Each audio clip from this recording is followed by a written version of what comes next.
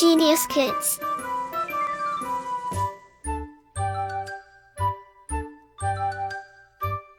Cultivating love for learning. अध्याय 11 सर्वनाम pronoun. Rita एक अच्छी लड़की है। रीता प्रतिदिन विद्यालय जाती है। रीता के अध्यापकों की आज्ञा का पालन करती है। रीता घर आकर रीता का गृह कार्य पूर्ण करती है। रीता की मम्मी का आदर करती है।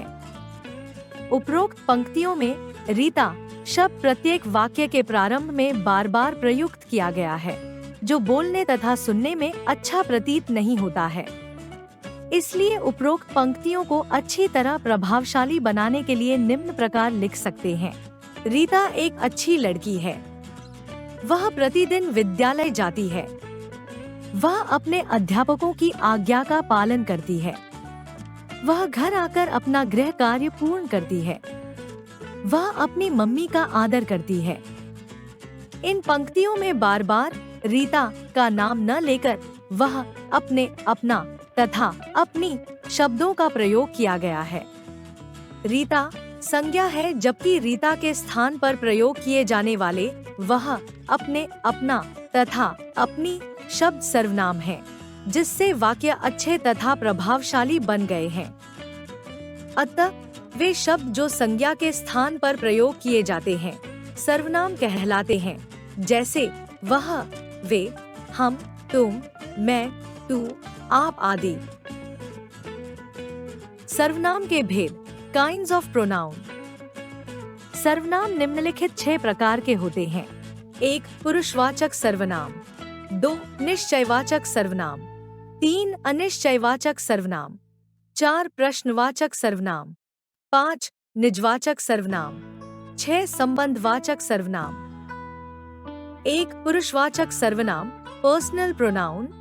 वह सर्वनाम शब्द जिसका प्रयोग कहने वाले, सुनने वाले तथा जिसके बारे में बात की जाए उसके लिए किया जाता है, उसे पुरुषवाचक सर्वनाम कहते हैं।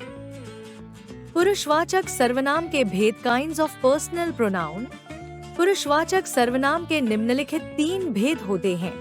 क उत्तम पुरुष, ख मध्यम पुरुष, ग अन्य पुरुष। क उत्तम पुरुष फर्स्ट पर्सन। वह सर्वनाम शब्द जिसका प्रयोग बोलने वाला अपने स्वयं के लिए करता है उत्तम पुरुष कहलाता है, जैसे मैं, हम, हमारा आदि। ख मध्यम पुरुष सेकंड पर्सन। वह सर्वनाम शब्द जिसका प्रयोग बात को सुनने वाले व्यक्ति के लिए किया जाता है मध्यम पुरुष कहलाता है, जैसे तुम, तू, तुम्हें, तुम्हारा आदि। ग अन्य पुरुष थर्ड पर्सन। वह सर्वनाम शब्द जिसका प्रयोग बोलने वाला अपने तथा सुनने वाले के अतिरिक्त अन्य किसी व्यक्ति के लिए करता है अन्य पुरुष कहलाता है, जैसे वह, वे, उसे, उन्हें आदि। 2 निश्चयवाचक सर्वनाम डेफिनेट प्रोनाउन। वे सर्वनाम शब्द जिनके द्वारा किसी पास अथवा दूर की वस्तु या किसी व्यक्ति की ओर निश्चय पूर्वक संकेत किया जाता है, वे निश्चयवाचक सर्वनाम कहलाते हैं, जैसे क वह जा रहा है, ख तुम खाना खा रहे हो। उपरोक्त वाक्यों में वह तथा तुम निश्चयवाचक सर्वनाम है। निश्चयवाचक सर्वनाम के भेद काइंड्स ऑफ डेफिनेट प्रोनाउन। निश्चयवाचक सर्वनाम के निम्नलिखित 2 भेद हैं। क निकटवर्ती निश्चयवाचक सर्वनाम नियर डेफिनेट प्रोनाउन। वे निश्चयवाचक सर्वनाम शब्द जो किसी वस्तु या व्यक्ति के निकट होने का भाव प्रदर्शित करते हैं निकटवर्ती निश्चयवाचक सर्वनाम कहलाते हैं, जैसे यह मेरी पुस्तक है। उपरोक्त वाक्य में यह शब्द पुस्तक के निकट होने का संकेत देता है, अतः यह निकटवर्ती निश्चयवाचक सर्वनाम है। ख दूरवर्ती निश्चयवाचक सर्वनाम रिमोट डेफिनेट प्रोनाउन।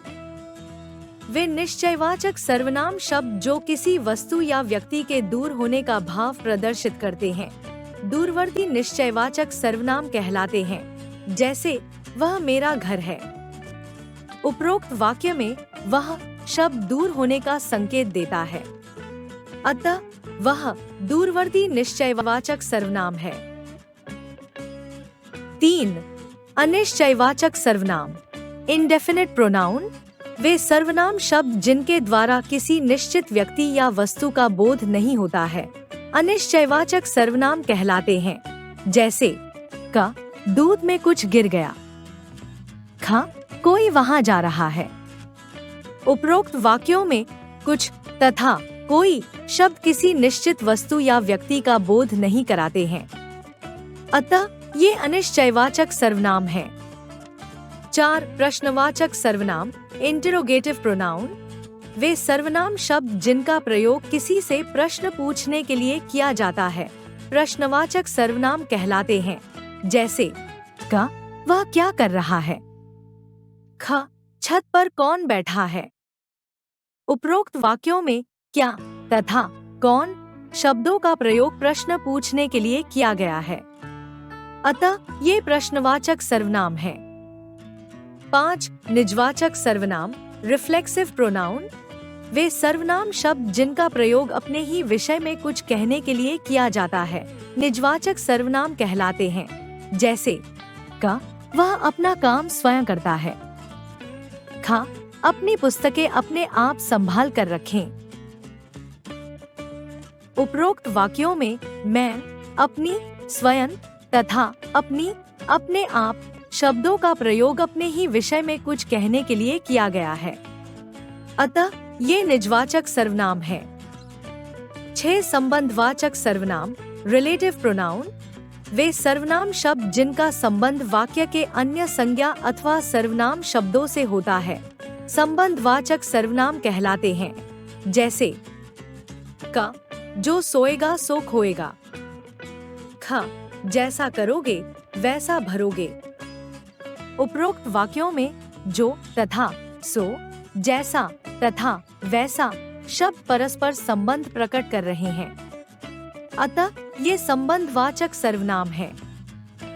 सर्वनामों का विशेष प्रयोग स्पेशल यूज ऑफ प्रोनाउन कुछ सर्वनाम शब्द ऐसे होते हैं जिनके बहुवचन में होने के बाद भी उनका प्रयोग आदर या सम्मान प्रकट करने के लिए एक वचन के रूप में किया जाता है, जैसे हम, तुम, आप, वे, ये आदि। बहुवचन में होते हुए भी इनका प्रयोग एक वचन के रूप में किया जाता है। क हम अपने आप को धनी नहीं मानते हैं। उपरोक्त वाक्य में हम शब्द का प्रयोग मैं के स्थान पर सम्मान भाव प्रकट करने के लिए किया गया है। ख तुम वहां क्या करते हो। उपरोक्त वाक्य में तुम शब्द का प्रयोग एक वचन में आदर का भाव प्रकट करने के लिए किया गया है। याद रखने योग्य तथ्य पॉइंट्स टू रिमेम्बर संज्ञा के स्थान पर प्रयुक्त होने वाले शब्दों को सर्वनाम कहते हैं। सर्वनाम के 6 भेद होते हैं। 1. पुरुषवाचक सर्वनाम, 2. निश्चयवाचक सर्वनाम, 3. अनिश्चयवाचक सर्वनाम, 4. संबंधवाचक सर्वनाम, 5. प्रश्नवाचक सर्वनाम, 6. निजवाचक सर्वनाम। पुरुषवाचक सर्वनाम के 3 भेद होते हैं। क उत्तम पुरुष, ख मध्यम पुरुष, ग अन्य पुरुष। तुम का प्रयोग एकवचन तथा बहुवचन दोनों में होता है। आप आदर सूचक सर्वनाम शब्द है, इसलिए इसका प्रयोग भी बहुवचन की तरह ही होता है। Like, share and subscribe.